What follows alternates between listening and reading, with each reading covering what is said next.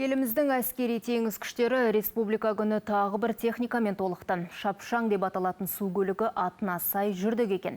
Ол сағатына 48 теңіз өзеліне тең жылдамдықпен жүйткейді.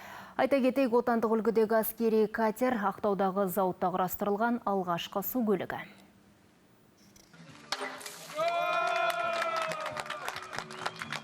Жаңа катердің енді алғашқы экипаж жасақталып, бортына атыс құралдары орнатылады. Содан кейін жағалау инфрақұрылымын күзететін кемелер тобына қосылады. 23 тонналық катер ашық теңізде қуаты 5 балдық күшті толқынында да емін-еркін жүзе алады екен.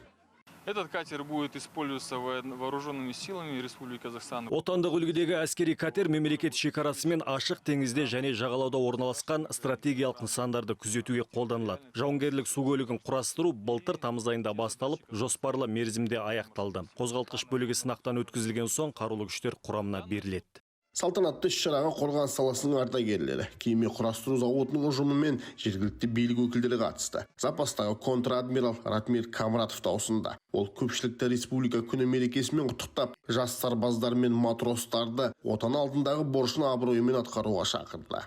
У нас 33 корабля были построены в Уральске. Еліміздің әскери теңіз флотында қызметте жүрген 33 су көлігі Оралдағы зауытта құрастырылды. Енді жауынгерлік кемелер мен катерлерді Ақтауда құрастыруға мүмкіндік туды. Отандық үлгідегі флот еш ақаусыз жұмыс істеп келеді. Бұл өз ісін жетік білетін мамандардың қажырлы еңбегімен атқарылған жұмыстың сапасын көрсетеді. Биыл еліміздің әскери теңіз күштерінің құрылғанына 31 жыл. Осы аралықта жауынгерлік флот қатары зымыранды артиллериялық мина тартқыш кемелермен, жүздік катерлермен толықты. Ақтауда ел тарихында алғаш рет жауынгерлік мақсатта қолданылатын пирс салынды. Әскери су көліктері экипажын Түркия, ақш, Германия мен Оңтүстік Кореяда білім алған офицерлер басқарады. Жасұлан Мұқан, Мұқағали Нұрболатұлы, Алматы телеарнасы, Маңғыстау облысы.